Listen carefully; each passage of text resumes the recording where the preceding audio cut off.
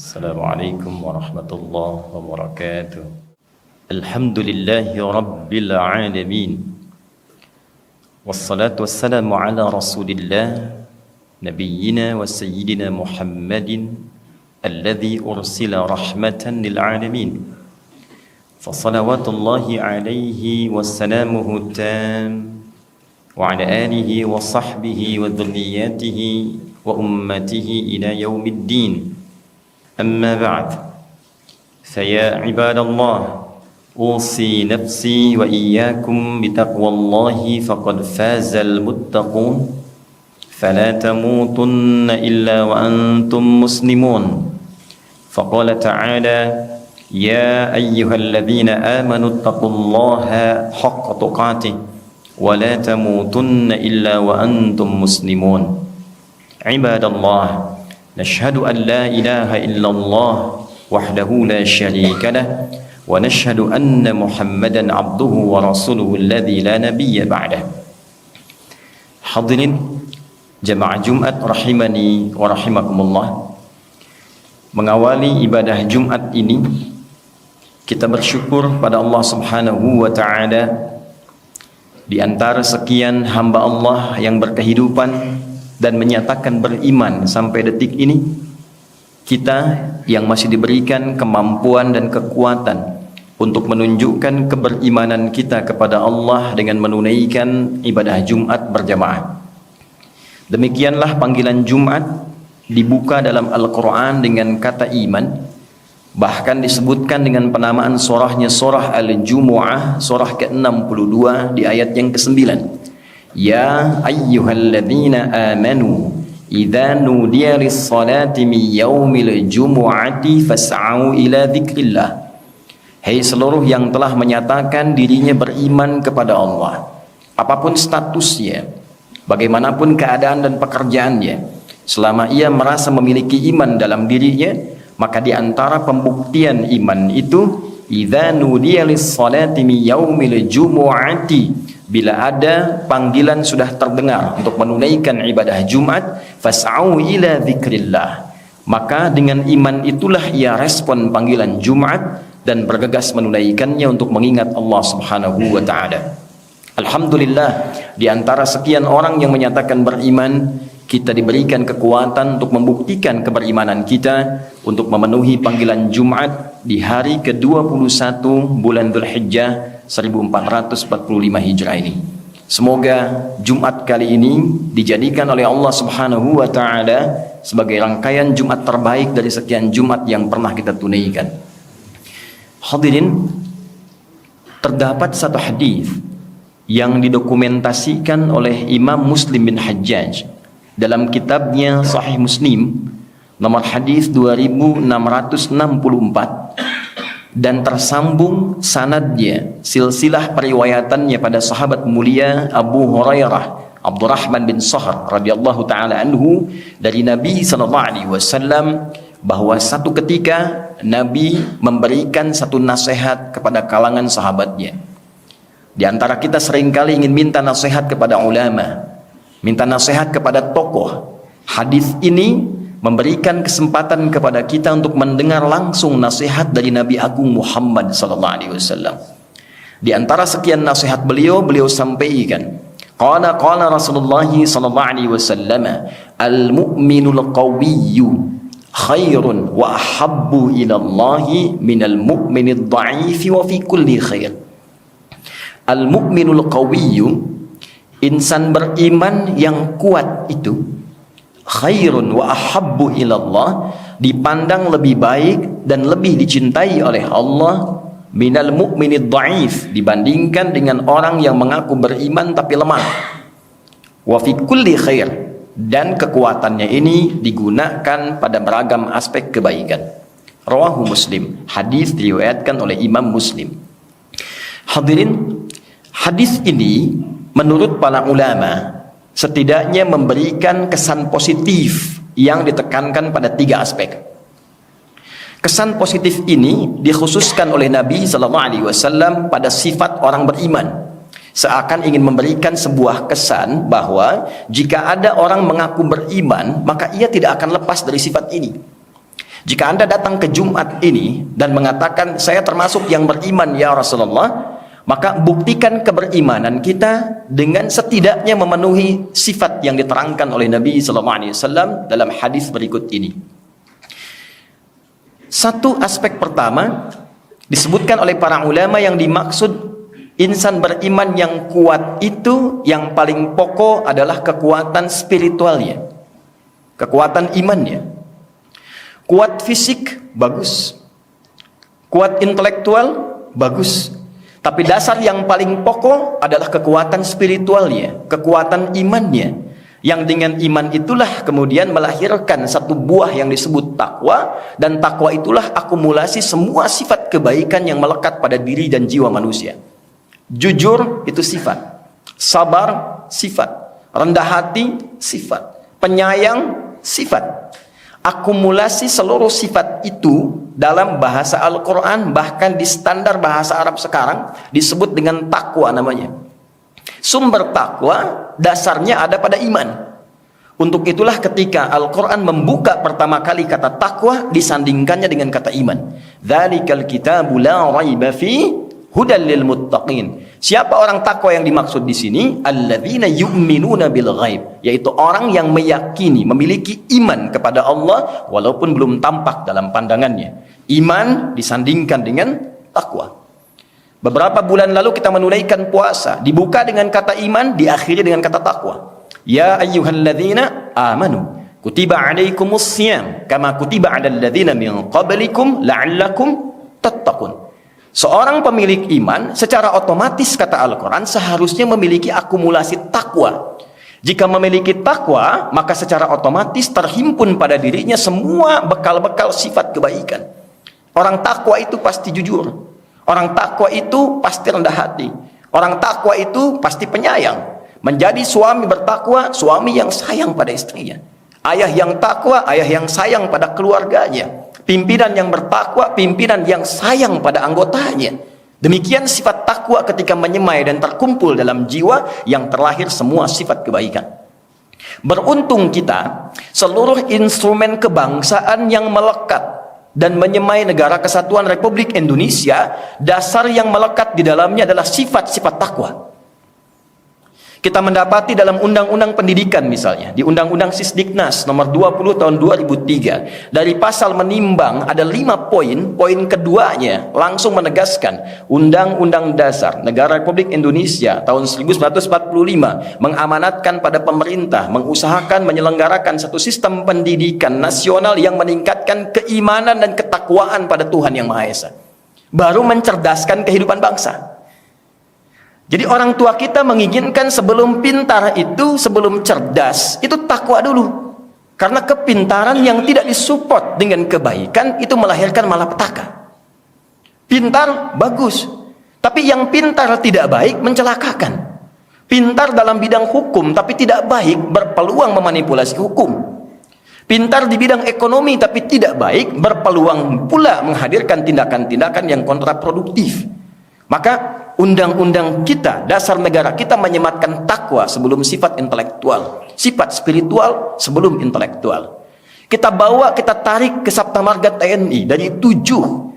1, kami warga negara Indonesia yang bersendikan Pancasila. 2, jadi patriot. 3, kesatria. Kami kesatria Indonesia yang bertakwa pada Tuhan Yang Maha Esa, membela kebenaran, kejujuran dan keadilan. Takwa hadir di dalamnya.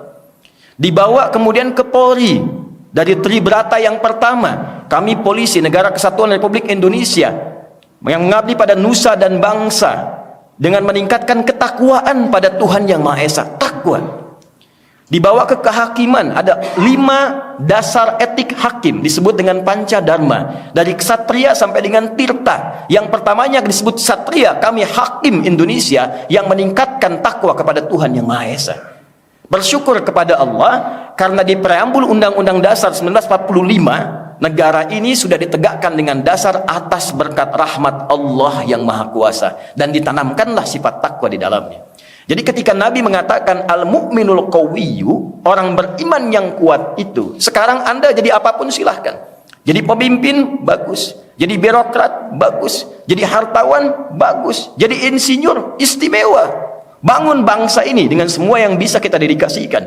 Tapi di saat yang sama kita disebut hebat dan baik dalam pandangan Allah ketika semua kreasi kita itu didorong dengan sifat-sifat kemuliaan yang disebut dengan takwa. Itulah orang hebat yang sesungguhnya. Dasar yang kedua, tidak cukup dengan soleh saja, tidak cukup dengan baik saja. Maka ada yang kedua tafsir ulama, al-mu'minul qawiyyu, orang beriman yang kuat itu tafsir yang kedua adalah kuat intelektual, kuat pengetahuan. Soleh bagus, soleh tapi tak pintar bermasalah. Soleh bagus tapi tak menguasai ilmu berfatwa bisa salah. Yang benar jadi salah, yang salah kemungkinan benar. Itulah sebabnya Nabi pernah mengatakan, hadis riwayat Muslim, nomor hadis yang ke-11, jilid pertama dari 9 jilid di Sahih Muslim. Ketika Nabi mengatakan, sayati alaikum unasun au kama qala, akan tiba satu masa segolongan manusia datang, yuhadditsunakum bima lam tasma'uhu wa la yasma'unahu aba'ukum. Datang orang-orang seperti kelihatan pintar, seperti kelihatan soleh, tiba-tiba jadi ustadz, jadi kiai, standarnya tidak ada, memberikan fatwa, fatwa yang mengagetkan, membuat kita heran, apa seperti ini ajaran agama? Kata Nabi, jangankan Anda yang heran, orang dulu pun kalau dengar ikutan heran. Karena itulah hadirin, datang ayat-ayat Quran untuk mensupport kita. Bahkan wahyu pertama berkata, Iqra, baca. Afala yanzuruna ilal ibili kaifa khuliqat, riset. Bahkan di dunia hewan, riset. Baru bangun tidur, langsung Nabi menyampaikan dalam hadis riwayat Abu Daud, nomor hadis 1367.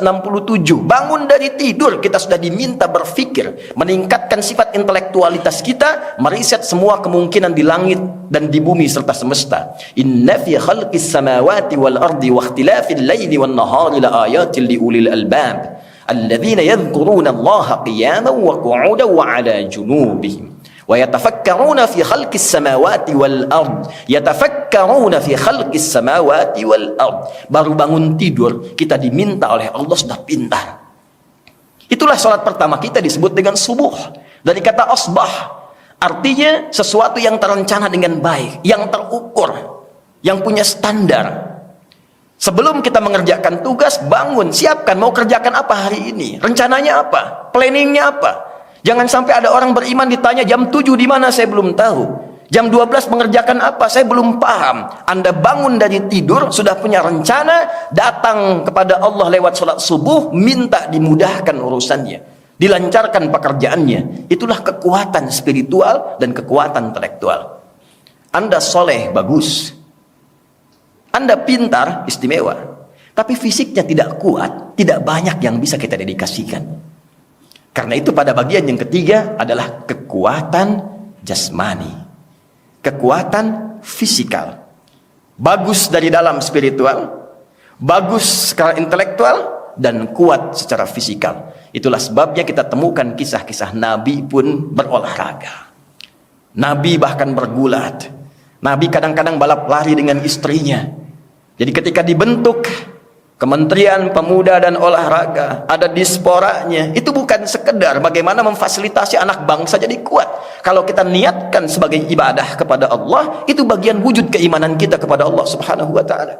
Maka niatkan bagaimana dengan kuatnya fisik kita bisa berbuat baik. Bukan sekedar olahraga. Kalau cuma olahraga, yang lain juga bisa. Nanti yang ditanya oleh Allah, iman Anda di mana? Iman kamu di mana? Apa yang membedakan Anda dengan orang lain? Ketika pingpong kuat, ketika sepak bola kuat, kenapa ketika Jumatan tidak kuat? Kenapa ketika baca Quran tidak kuat? Di mana spiritualnya? Kalau cuma olahraga saja, olah fisik saja, setiap orang bisa melakukan. Tapi yang dibutuhkan olah rasa, olah karya, olahraga, sehingga kita bisa kerja cerdas, kerja keras, dan kerja ikhlas dalam kehidupan kita. Itulah satu hadis yang diingatkan oleh Nabi SAW. Semoga hadis ini memberikan motivasi lebih kepada kita yang hadir khususnya di Jumat ini untuk semakin menjadi hamba yang paripurna, kuat spiritualnya, kuat intelektualnya, dan kuat secara fisikalnya. Barakallahu li wa lakum fil Qur'anil azim wa nafa'ni wa iyyakum bima fihi minal ayati wa dzikril hakim wa taqabbala minni wa minkum tilawatahu innahu huwas sami'ul alim. Ud'ullaha yastajib lana wa lakum jami'an.